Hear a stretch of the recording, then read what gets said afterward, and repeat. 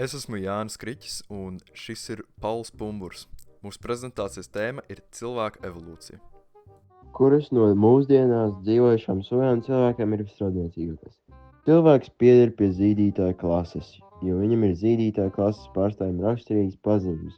Mazuļu dzīvdzemdēšana, pienziedzes, ķermeņa apmetums, zobi, kā arī daudzas citas līdzības dažādos orgānu sistēmās. Viens no maldīgākajiem priekšstatiem par cilvēku evolūciju ir uzskats, ka cilvēki ir attīstījušies no mūsdienu dzīvošiem cilvēku pērtiķiem. Zinātnieki uzskatīja, ka mūsdienu cilvēki un cilvēku pērtiķi evolūcionējuši no kopēja cilvēku pērtiķiem līdzīgi senči. Tādējādi cilvēki ir pieskaitāmi pie zīdītāja klases primāta kārtas cilvēku pērtiķu dzimtes. No mūsdienās dzīvošiem cilvēku pērtiķiem cilvēkiem tuvāk radniecīgas sugas ir gorila, orangutāns un šimpanze. Paleontoloģijas dati liecina, ka pirmajiem primātiem līdzīgajiem mūsdienās dzīvošiem puspērtiķiem, piemēram, Tarsija lemurlore. Puspērtiķu attīstība un izplatība progresēja pirms 360 miljoniem gadu. Iespējams, ka puspērtiķi ir celšies no kukaiņēdējiem tādiem kā koku ciršļi, kuri bija nakts dzīvnieki un mazāki par lielāko daļu mūsdienas primātu. Aptuveni pirms 240 miljoniem gadu palielinoties primātu daudzveidībai izveidojas arī homonioīdu virsdzimta. Šī pērtiķi bija lieli un viņiem nebija astes. Hominoīdi virsdzimtā bija 3 dzimtas, no kurām mūsdienās eksistē 2. Cilvēku pērtiķi, pie kuriem pieder orangutāns, gorila un šimpanze un cilvēks. Primāti galvenokārt dzīvoja teritorijās, kura ir silts klimats. Vairums no viņiem bija visādai un mita kokos.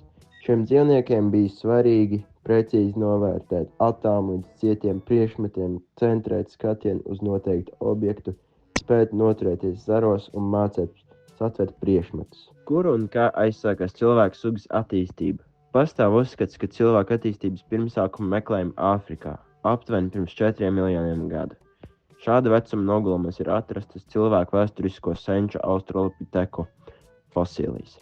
Pēc galvaskausa uzbūves, sejas un galvas smadzeņu lieluma australopiteks ir tuvs cilvēku pērtiķim, bet pēc zobiem un vertikālās gaitas ir vairāk līdzīgs cilvēkam. Zinātnieki vēl šaubās, vai cilvēki ir celšies no australopitekiem vai no kādiem citiem senčiem. Pirmie cilvēki, kurus pieskaita pie cilvēka ģints, ir Homo habilis, jeb prasmīgs cilvēks. Ir uzskatīts, ka viņi dzīvoja pirms 1,5 līdz 2 miljoniem gadu. Viņi jau bija daudz attīstītāki kā viņi pirmsnācēji, jo viņi jau prata izgatavot un izmantot primitīvus darbrīkus. Darbrīku lietošanas dēļ izveidojās pagarināts un pastiprināts īkšķis, kas bija iepratim pārējiem pirkstiem. Homo habilis galvaskausi bija lielāki nekā australopitekam. Pirms aptuveni 1,6 miljoniem gadu parādījās Homo erectus, jeb stāvus cilvēks. Homo erectus bija garāks par Homo habilis un pārvietojās uz 2 kājām. Līdzīgi mūsdienu cilvēkiem, Homo erectus veidoja labākus un lietspējīgākus darbrīkus, darināja primitīvus apģērbus, mitināja salās un pat pielietoja uguni. Homo sapiens, jeb asprātīgais cilvēks, parādījās pirms aptuveni 200 000 gadiem. Homo sapiens sadalījās 2 grupās, kas vienlaikus attīstījās. Viena no tām grupām bija neandertālieši. Viņi apdzīvoja visu Eiropu un daļu Āzijas. Zinātnieki uzskata, ka neandertālieši cēlušies no Homo sapiens atzara, kuri ieceļoja no Āfrikas. Neandertālieši bija īsāki nekā mūsdienu cilvēki un viņi pārvietojās mazliet sarukuši. Viņu dzīvesvietu pētījumi liecina, ka viņi medīja lielus dzīvniekus un piekopuši abadīšanas rituālus. Pirms 50 000 gadu Eiropā ieceļoja cita Homo sapiens atzara grupa – kromaņonieši, kas bija attīstījušies paralēli neandertāliešiem.